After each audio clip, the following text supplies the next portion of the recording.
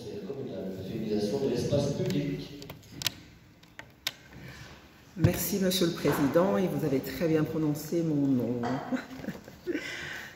Madame la bourgmestre, Mesdames et Messieurs les échevins, Mesdames et Messieurs les conseillers et les conseillères, le 22 mars 2024, la commune de Koekelberg rebaptisait la rue de l'Armistice en rue Gisèle Halimi, avocate, militante féministe et femme politique franco-tunisienne qui a lutté activement pour l'égalité. Certains diront: pourquoi s'occuper de nommer ou de renommer les rues au nom de femmes alors que d'autres sujets tels que le harcèlement ou l'agression sexuelle, mariage forcé, exploitation sexuelle, crimes dits d'honneur, mutilation génitale féminine sont prioritaires?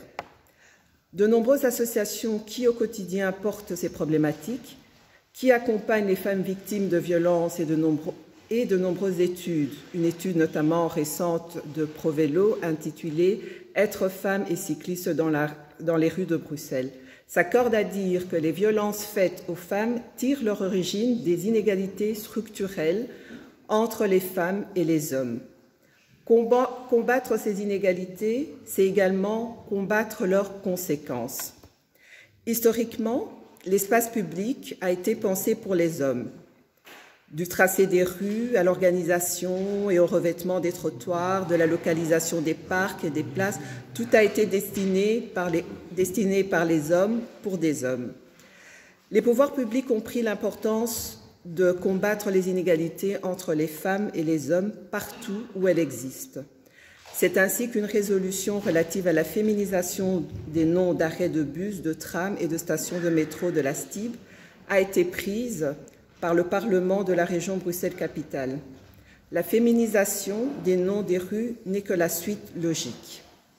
Ainsi, je demande au collège de s'inscrire dans ce processus de féminisation des noms des rues en rajoutant le prénom Rosalie au nom de la rue Uitenhoven. En effet, cette rue porte le nom de Rosalie Uitenhoven, qui a été la première centenaire de Jette et a été félicitée par le roi Albert Ier pour sa longévité le 23 août 1920. Alors vous trouverez en annexe un complément d'information concernant la demande d'ajout du prénom Rosalie à la plaque de la rue Uitenhoven. Alors, Monsieur le Président, je prends la liberté et un petit peu de temps pour vous partager quelques éléments touchants de la vie de Rosalie Uitenhoven. Et tout d'abord, je voudrais remercier André Lieferings et Jevin Horaire pour toutes ces recherches qui est là. Merci André. Donc, c'est une anecdote rarissime et touchante. Madame Rosalie Uitenhoven était une Jettoise. En 1920, alors centenaire, elle émit le désir de pouvoir applaudir une dernière fois la famille royale avant sa mort. L'année suivante, Albert Ier, le roi chevalier, lui rendait visite à domicile. Née le 26 septembre 1818 à Gramont, Madame Rosalie Uitenhoven s'installe plus ou moins 30 ans après sa naissance à la commune de Jette-Saint-Pierre, chaussée de Wemmel numéro 20, qui est l'actuelle Louis Bras. Et donc, comme je le disais, peu avant son centenaire, elle a émis le souhait de pouvoir applaudir la famille royale. Et donc, le roi Albert Ier, roi chevalier, se rendu dans le haut de la chaussée de Wemmel, à quelques encablures de l'actuelle place Reine-Astrid, pour féliciter la centenaire. Donc, cette célébration fut postposée pour cause de guerre et de reconstruction.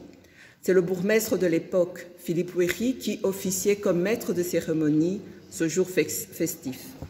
La rue Rosalie